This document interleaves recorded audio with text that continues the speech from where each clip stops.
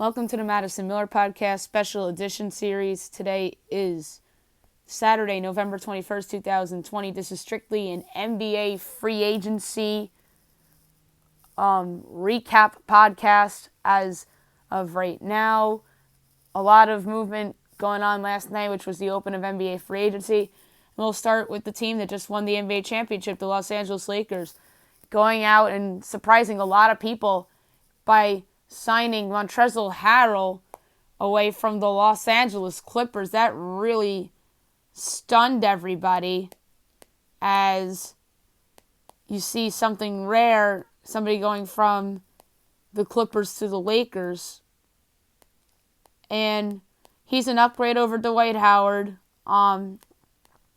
Maybe he starts for them.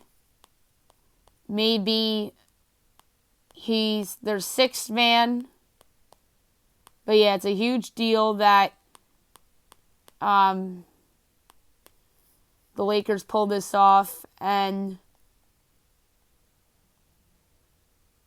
it's just crazy. Nobody would have thought Lakers for Montrezl Harrell. I think that's the biggest surprise of free agency thus far. And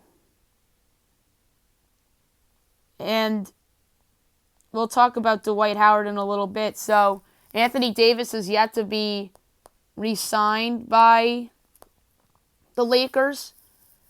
They traded for Dennis Schroeder earlier in the week.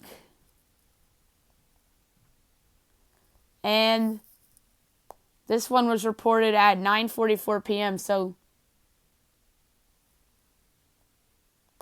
the deal includes an option on the second year, 2 years, $19 million for Harrell, which I think is somewhat of a steal for the Lakers because he could provide a double-double and so much energy. And like I said, he's an upgrade over Dwight Howard. There's going to be times where he starts for them. And now there's rumors that they want to sign and trade for Bogdan Bogdanović, which would be crazy. And what a slap in the face of the Bucks that would be if the Lakers pulled that off. And as things stand right now with Bogdanović or not, the Lakers look like favorites to at least come out of the Western Conference again and quite frankly to win the championship again. But Anthony Davis is not re-signed yet, and there could be other moves potentially around the Western Conference and in the East for teams to quite frankly catch up to the Lakers. But the only thing I didn't like with the Lakers did was trade away Danny Green. I still think Danny Green is going to go out there and help the Philadelphia 76ers, and it just takes away a shooter for them. So they need to go out and get a shooter on the wing to come off the bench for them, or even start. So Bogdanović would make a ton of sense if they were able to pull that off because he's better than Danny Green at this point of his career. The Clippers brought back Marcus Morris, 4 years, $64 million. I think that's a bad contract, quite frankly. Marcus Morris is a role player. Maybe he'll start for the Clippers this year. Maybe he'll come off the bench, depending on what else they could pull off this offseason. Patrick Beverley was not happy with Harrell going to the Lakers. And then Jermichael Green went to Denver. We'll get to that in a little bit.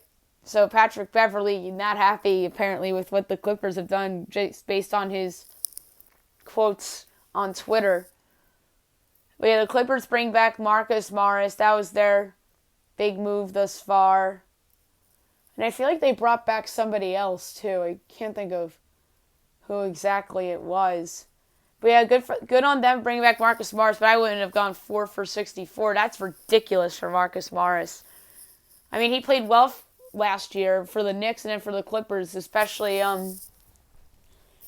for the Knicks, which got the Knicks that first round pick. So I guess the Clippers recognized that they gave up a first round pick for this guy and they wanted to double down on it.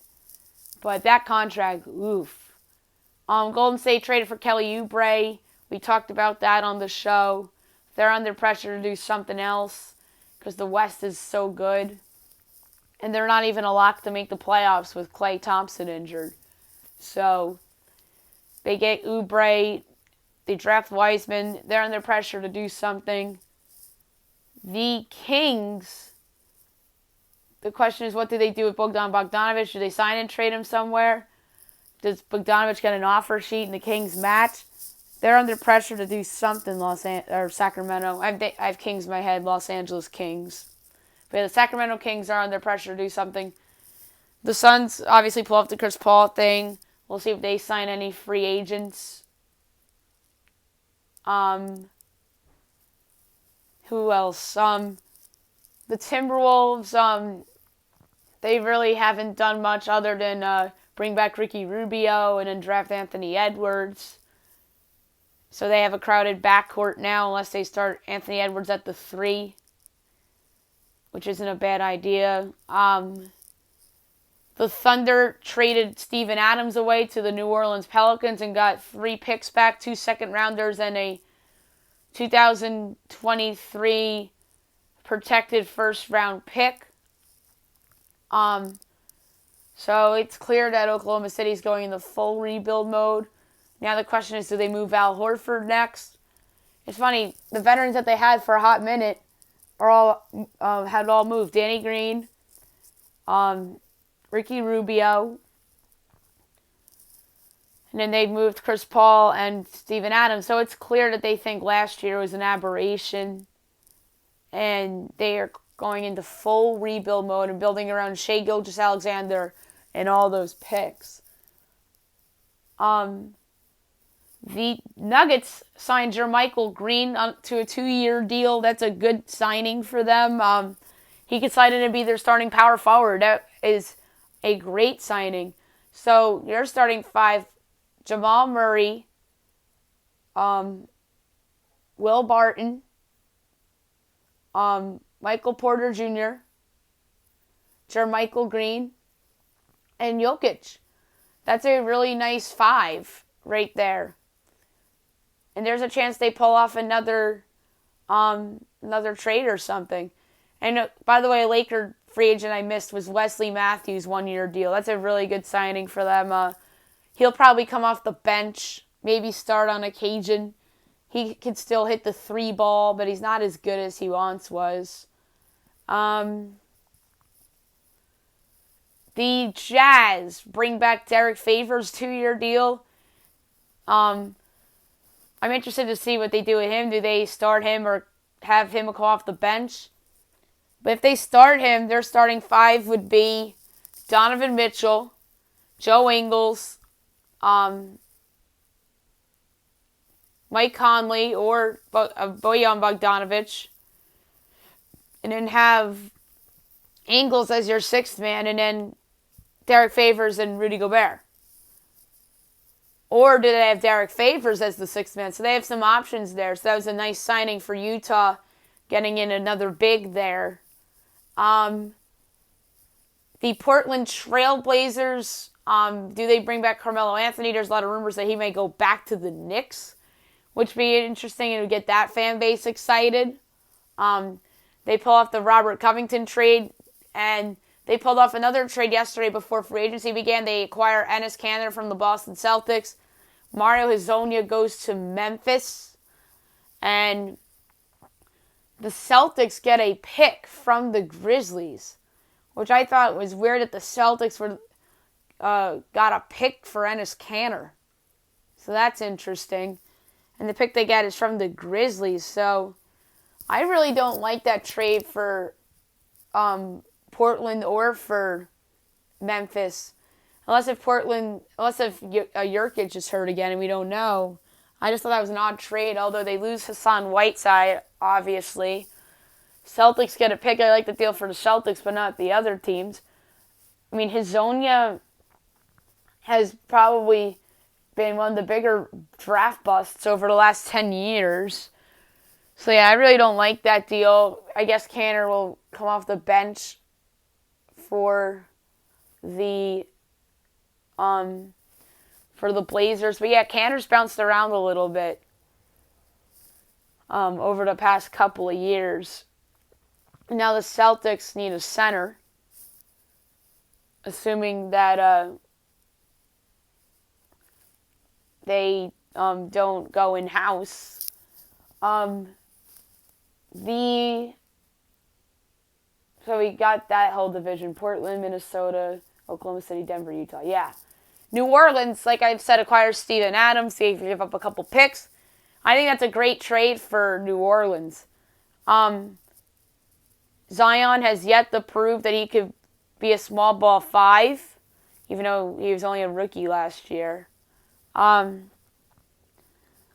it's good that the Pelicans got themselves a real center in Steven Adams.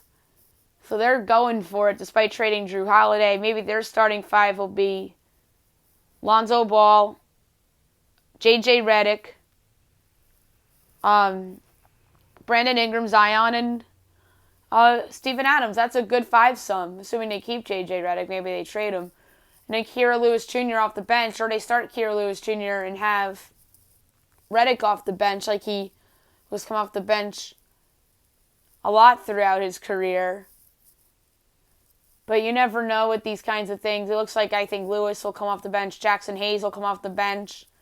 Nickeil Alexander-Walker. So the Pelicans have themselves a nice little team here, despite trading away Drew Holiday. And they have a bunch of picks to go out and get another player. So they use some of their draft capital to get Steven Adams, which I like that deal for New Orleans a lot. And then the Rockets signed Christian Wood, 3 years, $41 million. I think that's a good signing. Yeah, he had a career year, but he didn't get overpaid, which is a good thing. And they obviously need big men, and they need potentially pieces to build around, because it looks like that James Harden and Russell Westbrook want out of Houston. The Spurs really haven't done much yet, so they're an interesting team to watch. The Mavericks made the trade for Josh Richardson. They draft Tyrell Terry. They need a big man. I think they missed out on a possible Steven Adams. That would have been a nice pickup for Dallas. Although they acquired James Johnson, and James Johnson's a good swing guy. He could start for them or come off the bench, but I think he should be coming off the bench on the Mavericks. So it's going to be interesting to see what else plays out for Dallas. And Tim Hardaway Jr. picked up his option, so he's going to be back with the Mavericks unless they trade him. And there's a chance they trade him because he's an expiring contract. Grizzlies, I mentioned them in the getting Mario Hezonja, and they also get Desmond Bane, the 30th overall pick in the deal. I like them getting Desmond Bane in the pick, or in the trade. I think that Bane could really help them, whether it's in a starting role or off the bench. More likely off the bench as a rookie than as a starter. And they're a team that I think is under pressure to do something, because they nearly made the playoffs in the bubble last year, and John Morant was the Rookie of the Year. So they're under a ton of pressure to do something, the Memphis Grizzlies. And maybe they parlay some assets and pull off a trade for that second star with John Morant. It's going to be interesting to see what Memphis does. And then we'll go over to the East now. A team that's interesting in the East is the Atlanta Hawks. They signed Danilo Gallinari. I believe it's 3 years, $64 million. They overpaid Gallinari, I think, but they had a ton of cap space, so they had to use it on somebody. That's interesting. Does Gallo become a sixth man here, or does he start? I think it's more likely he starts. And quite frankly, at the 3. Maybe at the 4. They got Trae Young. And then they have Cam Reddish, DeAndre Hunter, John Collins, and Gallo. And then maybe Onyeka Okongwu off the bench. Or maybe do they trade John Collins? He's been in trade rumors in the past, and I don't know if the Hawks want to extend him or they want to save up and extend Trae Young. So I think them signing Gallinari is not a good sign for John Collins' future with the Hawks. So it's going to be interesting to see what they do. And then they have Kevin Huerter, too. They have a ton of assets, the Hawks. It's going to be interesting to see what they do with them. The Heat re-signed Goran Dragic to a 2-year deal. I guess that's good. Dragic obviously was a big help for them getting to the finals, although he was hurt throughout the bubble as well. He's still a good player at this point in his career. And I think that he has an option for the second year, which helps their chances of landing Giannis Antetokounmpo next summer. Charlotte really didn't do anything yet. Orlando brought back Michael Carter-Williams. And they normally make one dumb free agent signing a year. I haven't seen that yet from them. And then Washington brings back Davies Bertans, 5 years, $80 million. I'm surprised they brought him back.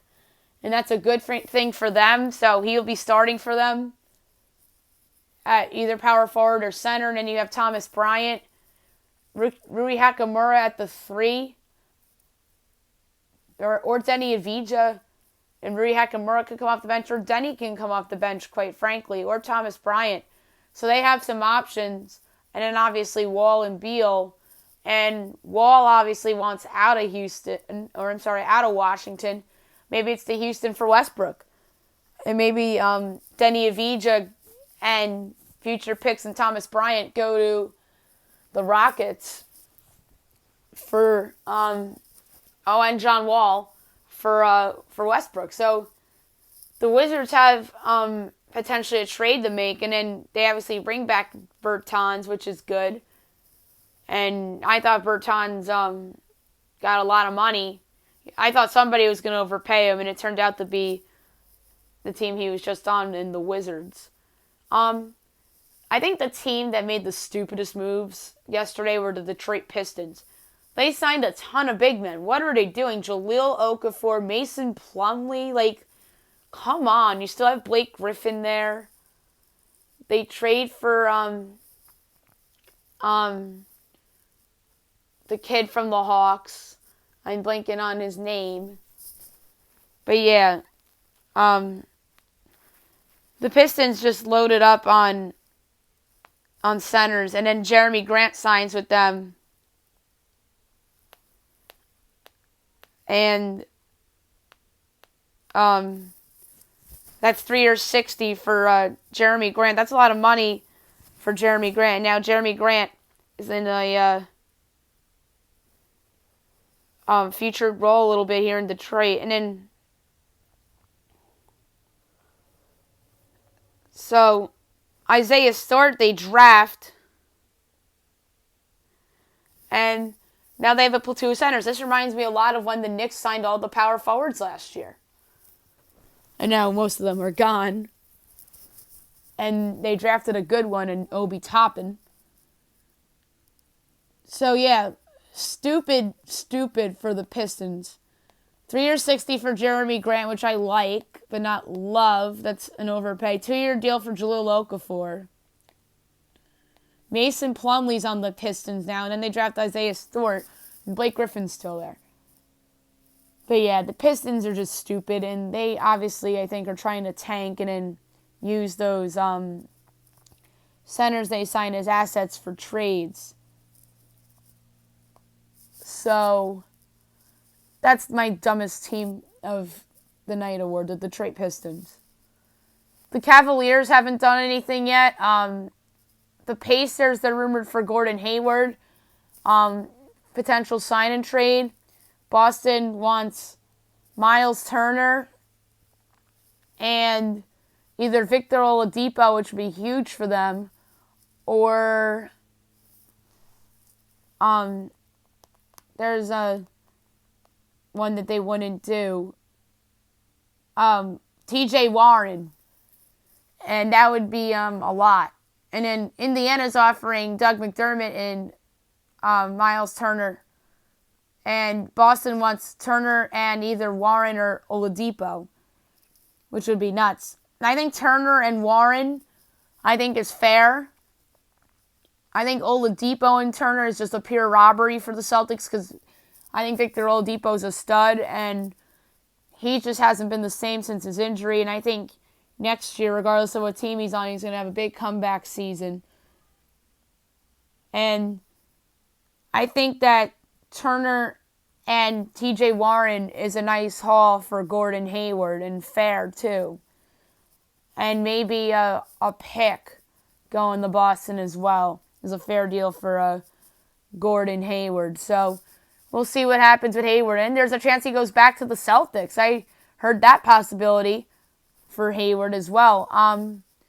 The Bulls haven't done anything yet. I think they're a team to look out for in terms of a surprise trade or a free agent.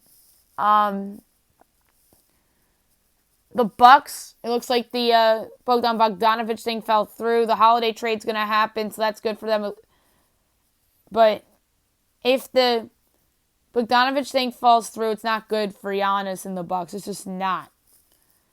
Because if they pulled out the Bogdanovic thing, I would have been probably my championship pick for the 2020-2021 season. But as far as I'm concerned, it looks like that's not going to get pulled off. So the Bucks are under a ton of pressure to do something.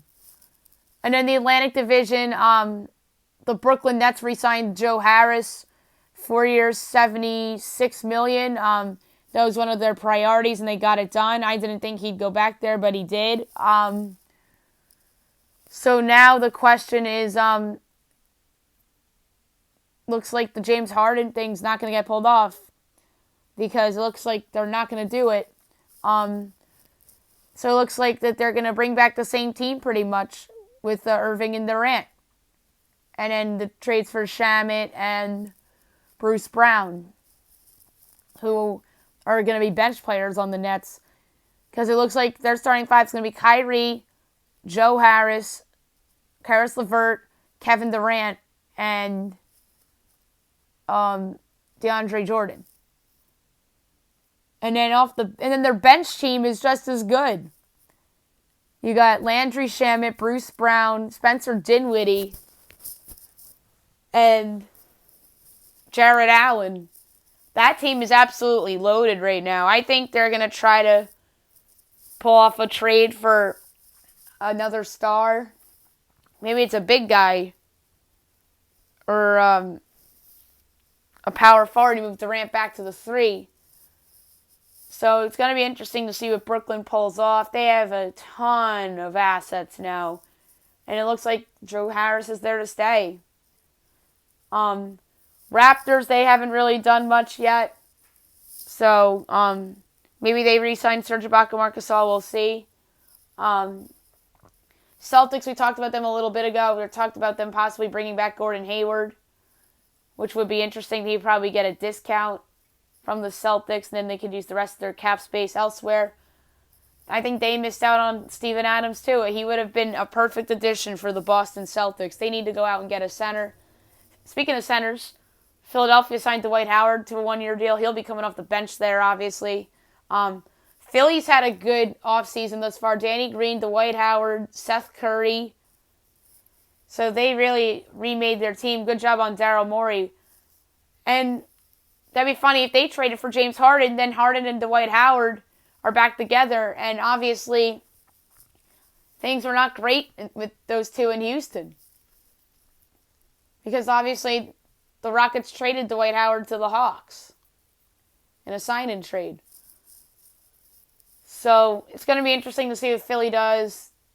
Do they pull off something bigger? And if they do pull off Harden, do they package Ben Simmons or Joel Embiid? If the Rockets get one of those guys in a possible James Harden trade, that tops what Brooklyn could have offered. I'm sorry. If you get Joel Embiid or Ben Simmons, that's better than anything the Nets could offer. Maybe the Rockets don't want the Nets pieces. Maybe James Harden wants to go to Philly rather than Brooklyn, although all the reports out there saying he wants to go to Brooklyn to be with Kevin Durant. So it's going to be interesting to see where James Harden lands if he is traded. within the next couple days. And I think the longer this goes, the more likely it is that he starts the season with the Rockets, and then the Rockets trade him in the middle of the year.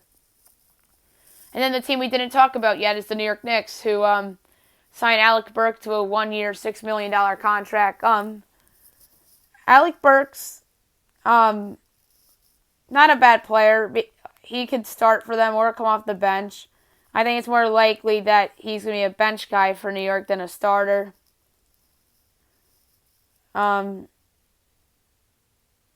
So, obviously, Walt Perrin, who is in the Knicks front office and worked with the Jazz, helped draft Burks and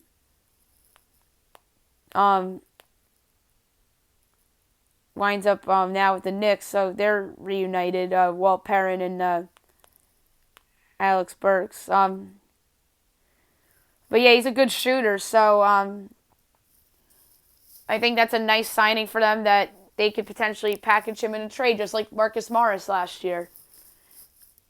So maybe he does start for them, just like Marcus Morris started for them last year, which helped him get that trade to the Clippers and that contract from the Clippers too. So Alec Burks, R.J. Barrett, we don't know who at small forward, power forward, Obi Toppin, and then obviously Mitchell Robinson.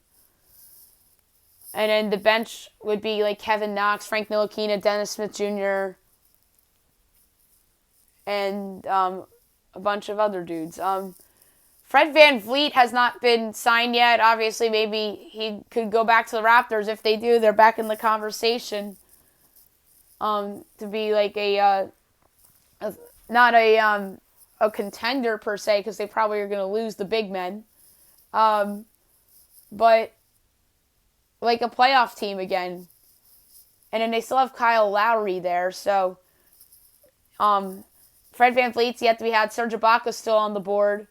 So yeah, the more intriguing free agents are still on the board. And Anthony Davis is still on the board too, quite frankly. But he's going back to the Lakers. It's just a matter of whether he signs the short-term deal or the long-term deal. And then I think Harden trade, I think if it doesn't happen within the next week, then I think it's more likely he starts the season with the Rockets than on another team. And the same for Russell Westbrook. John Wall could be said about him as well. Because don't forget, this is a short offseason. In a month from now, we'll know the schedule, and we're going to be talking about predictions for the NBA season, because the season starts on the 22nd.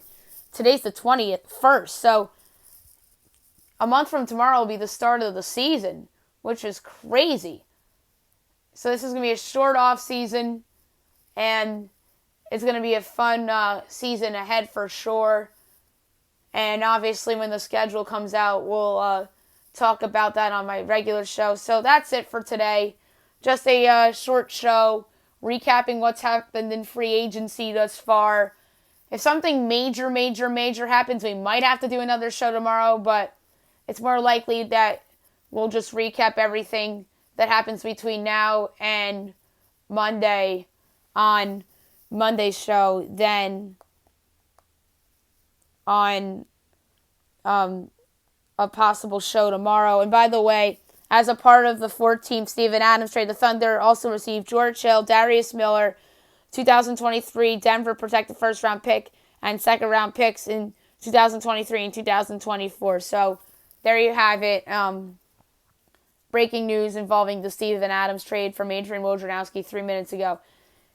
And it's more likely than not that I'll talk to you guys on Monday. And if there's something super duper crazy that happens, maybe we'll be back tomorrow. So have a good rest of the weekend, everybody.